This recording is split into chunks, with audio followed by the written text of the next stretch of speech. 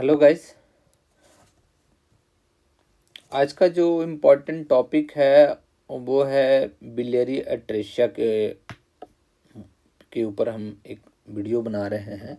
और बिलियरी एट्रेशिया क्या होता है, बिलियरी चैनल क्या होता है, उसमें क्या प्रॉब्लम होता है, उसके ऊपर हम डिस्कस करने जा रहे हैं।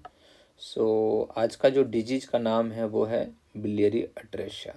बिलियरी एट्रेशिया जो होता है ना, वो बिलियरी चैनल में प्रॉब्लम होता है कि वो या तो डेवलप नहीं करने। एट्रेशिया का मतलब होता है किसी भी पार्ट एब्सेंट हो जाना। एब्सेंट मतलब वो प्रॉपर चाइल्डहुड में ही, बर्थ में, ड्यूरिंग ऑफ प्रेगनेंसी में ही वो डेवलप प्रॉपर नहीं कर पाता है, उसको बोलते हैं एट्रेशिया। और डजन मैटर किस डिपार्टमेंट, जैसे एक आप पहले पढ़े होंगे एसोफेजियल एट्रेशिया पढ़े होंगे, बहुत सारे एट्रेशिया होते हैं। तो लाइक उसी की तरह एक बिलियरी एट्रेशिया है जो इन्फ्लामेशन से of fibrosis of biliary channel हो जाता है starting first week of the life में। सबसे ज़्यादा फर्स्ट वीक ऑफ लाइफ में देखा गया है। बिलियरी एट्रेशिया का टाइप होते हैं, ये मेनली तीन टाइप का होते हैं। फर्स्ट जो होते हैं एब्सेंट, क्या होता है, एब्सेंट हो जाएगा कॉमन बाइल डक्ट। अगर कॉमन बाइल डक्ट का एब्सेंट हो गया, कॉमन बाइल डक्ट मतलब कि ये डेवलप ही नहीं करे, आपका जो सारा ये पूरा का पूरा प्रोसेस आपको डेवलप करे, बट ये यहाँ से नीचे का डेवलपमेंट ना करे। ठीक है, ये सब डेवलप ना करे, ये सब डेवलपमेंट ना रहेगा तो उसको बोलते हैं फर्स्ट टाइप 1 भी बोलते हैं, और absent of the common bile duct का एब्सेंट भी बोलते हैं। ठीक है, तो ये पार्ट का डेवलप आपको नहीं मिलेगा। ठीक है, यहाँ से आपको डेवलपमेंट नहीं मिलेगा, ये पार्ट रहेगा ही नहीं रहेगा। तो इसको बोलते हैं टाइप 1, और इसको बोलते हैं कॉमन बाइल डक्ट एब्सेंट बोलते हैं टाइप 1। इस सबसे ज़्यादा इंडिया में ही देखा गया है टाइप 1। दूसरा केस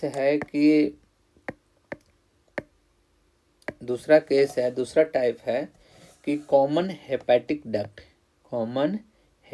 डक्ट। यहाँ तक पूरा ये प्रोसेस यहाँ के से स्टार्ट हो जाएगा, ये पार्ट पूरा का पूरा डेवलप नहीं होगा, तो इसको बोलते हैं common hepatic duct and type 2।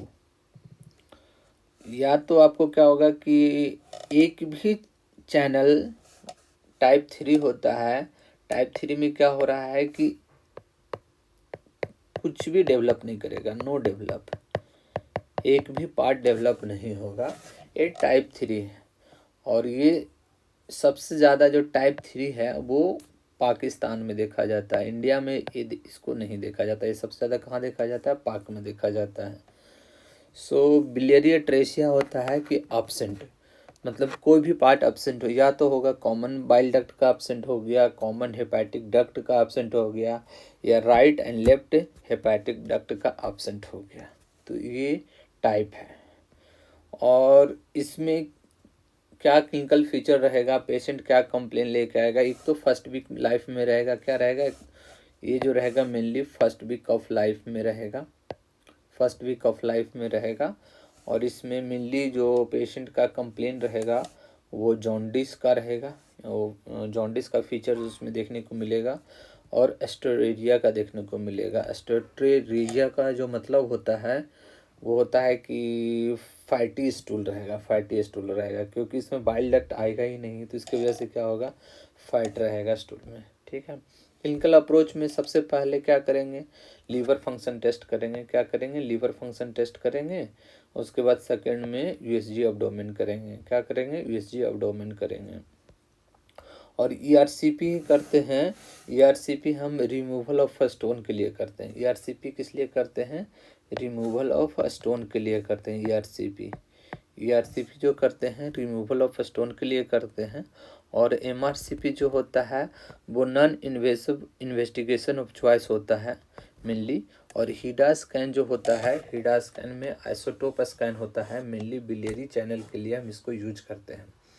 अगर नोट एग्जाम्पल में मान के चलिए कि कोई क्वेश्चन रहेगा, investigations of the choice for biliary channel और पेनक्रियाटिक डक्ट के लिए एमआरसीपी ही करते हैं। सिर्फ अगर पूछा जाएगा इन्वेस्टिगेशन ऑफ चॉइस, अगर वही क्वेश्चन रहेगा investigation for the diagnosis and therapeutic procedure के लिए, चैनल के लिए या पेनक्रियाटिक डक्ट के लिए, तो दोनों केस में हम जो यूज करते हैं वो ईआरसीपी का यूज करते हैं। सो होता क्या है बिलियरी अट्रेसिया, मतलब कि एब्सेंट हो जाता है, चैनल का एब्सेंट हो जाता है, या तो हमारा कॉमन बाइल डक्ट का एब्सेंट हो जाएगा, या कॉमन हेपेटिक डक्ट का एब्सेंट हो जाएगा, या हमारा राइट हेपेटिक डक्ट या लेफ्ट हेपेटिक डक्ट का एब्सेंट हो जाएगा। सो मेनली ये है, और ये फर्स्ट वीक ऑफ लाइफ में देखा गया है।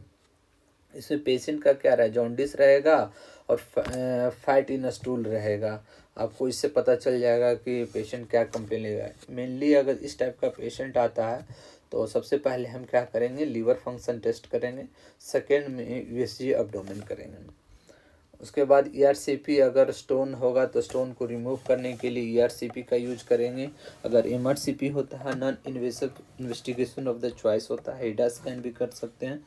और इन्वेस्टिगेशन ऑफ चॉइस रहेगा तो biliary channel and pancreatic duct में एमआरसीपी ही करते हैं। अगर कोई क्वेश्चन रहेगा कि investigation for diagnosis and therapeutic procedure of biliary channel के लिए एंड पेनक्रियाटिक डक्ट के लिए, तो ईआरसीपी ही करते हैं। और इसका जो ट्रीटमेंट कैसे करते हैं, अब मान के चलिए कि अभी हम बोल रहे थे कि एब्सेंट रहेगा कॉमन बाइल डक्ट। अब एब्सेंट रहा, ये पार्ट तो अब डेवलप किया ही नहीं, तो जब ये पार्ट डेवलप नहीं किया तो इसका जो बिलियरी है, बाइल्स है, वो अब जाएगा ही नहीं, जाएगा ही नहीं। तो इसको कैसे ठीक, करेक्ट कैसे किया जाए, तो मान के चलिए इधर स्टमक का एक इमेज बनाए हुए हैं, हम ड्रॉ किए हुए हैं। यहाँ पे डीजे फ्लेक्सर्स होते हैं, और यहाँ से आप क्या करना है कि इसको कट कर देना है। तो जेजिनम को, कुछ पार्ट जेजिनम को कट करके, और इसको हम क्या कि जो कट पार्ट है, ये कट सेक्शंस है, ये जो कट किए हैं इसको हम कर यहाँ ज्वाइंट कर देंगे। कहाँ पे, जहाँ से वो डेवलप नहीं किया है। तो जेजिनम पार्ट किसको करेक्ट किए, वो हम चैनल में आकर करके इसको करेक्शंस किए, यहाँ पे इसको अटैच कर दिए। और जो रिमेनिंग पार्ट है, ये रिमेनिंग पार्ट है, इसको इसी जेजिनम में आकर के अटैच कर दिए। तो मान के चलिए जब यहाँ करेक्ट कर दिए तो इसका जो बाइल है, इसका जो कंटेंट है, वो हमारा आ गया हमारा जेजेनम में, और इसका जो जितना भी हमारा बाइल्स है वो भी आ गया जेजेनम में। तो दोनों करेक्ट हो गया। तो इसके वजह से इसको बोलते हैं रू एंड बाई जेजेनोस्टोमी बोलते हैं, हेपेटोजेजेनोस्टोमी बोलते हैं, रू एंड बाई हेपेटोजेजेनोस्टोमी बोलते हैं। मेनली देखा गया है, ये सबसे ज़्यादा इंडिया में होते हैं और वर्ल्ड वाइड में भी होते हैं। तो करेक्शंस आपको किसके द्वारा, रू एंड बाई हेपेटोजेजेनोस्टोमी बोलते हैं। अब सेकेंड टाइप है, second type and third type में कसाई प्रोसीजर भी बोल सकते हैं इसको, और पाकिस्तान में ही होता है, मेनली देखा गया है। इसमें क्या होता है कि दोनों केस में कि मान के चलिए था ये डेवलप ही नहीं किया, पूरा कंप्लीट डेवलपमेंट नहीं है, कोई भी चैनल यहाँ पे है ही नहीं है। जब कोई चैनल ही नहीं है तो इसको क्या करेंगे, फिर से वही लोकेशन, सेम लोकेशन से कट करेंगे और जेजेनम को डायरेक्ट अटैच कर देंगे लीवर में डायरेक्ट अटैच कर देंगे। जब लीवर में डायरेक्ट अटैच कर देंगे तो लुक लाइक ऐसा दिखने लगेगा पूरा। तो इसका भी हमारा जो क्या होगा, बाइल्स यहाँ आ जाएगा, इसका भी कंटेंट आ जाएंगे। ठीक है, इसको बोलते हैं हेपेटिको पोर्टियो इंट्रोस्टोमी या कसाई प्रोसीजर भी बोलते हैं। और इसके बाद इस लीवर ट्रांसप्लांटेशंस का ये होता है। तो मेनली इसमें यही याद रखना है कि किस कंडीशन में कसाई प्रोसीजर या कसाई ऑपरेशंस भी बोल सकते हैं, किस कंडीशन में हेपेटोजेजेनोस्टोमी करते हैं, रू एंड बाई हेपेटोजेजेनोस्टोमी किस कंडीशन में करते हैं। इसका इन्वेस्टिगेशन ऑफ चॉइस क्या होता है, एमआरसीपी होता है।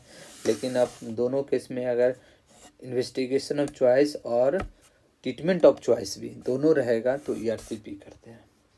मेनली बिलियरी चैनल के हिडा स्कैन का यूज करते हैं। हिडा स्कैन के लिए अगर पार्टिकुलर पूछेगा कि बिलियरी चैनल में कौन सा यूज करते हैं आइसोटोप, तो हिडा स्कैन का ही यूज करते हैं। इसमें फीचर जॉन्डिस का रहेगा। फैट इन, इसका मतलब होता है फैट इन स्टूल रहेगा, ठीक है। फर्स्ट वीक ऑफ लाइफ में देखा गया है और 3 टाइप का होता है। So thank you for watching video.